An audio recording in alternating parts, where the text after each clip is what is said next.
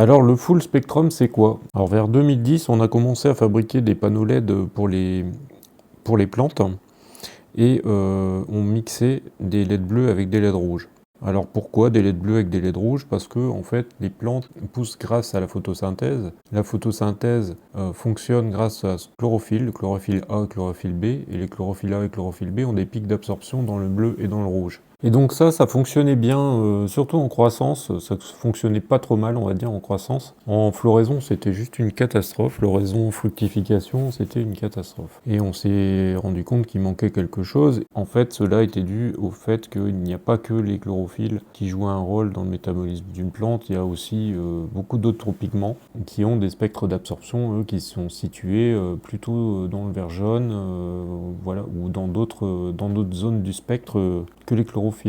Et donc en rajoutant du blanc dans le spectre, on a considérablement amélioré la santé des plantes. Et en plus de ça, on avait un très mauvais indice de rendu des couleurs, on voyait tout en violet, donc on n'arrivait pas à diagnostiquer ou à bien profiter de ces plantes parce que tout était vraiment violet et c'était très moche. Donc on a commencé à rajouter du blanc dans le spectre, à mélanger donc du bleu, du rouge et du blanc.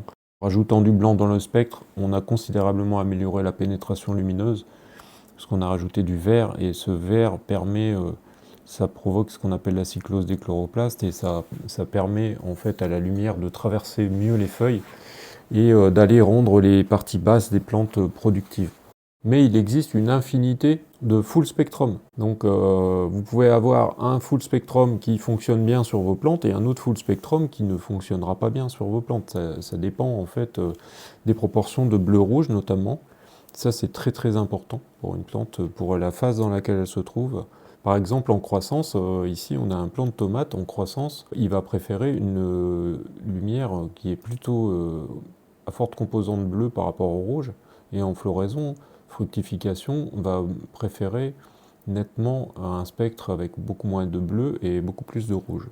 Alors maintenant, certains fabricants commencent à appeler full spectrum un spectre qui était déjà un full spectrum et auquel ils rajoutent de l'UV et de l'infrarouge. Alors il y a encore une autre notion de full spectrum, c'est obtenir à partir d'une seule LED blanche, obtenir tout le spectre solaire à partir d'une seule LED blanche, et c'est par exemple ici on voit la Seoul Sunlight qui donne, elle a un spectre solaire.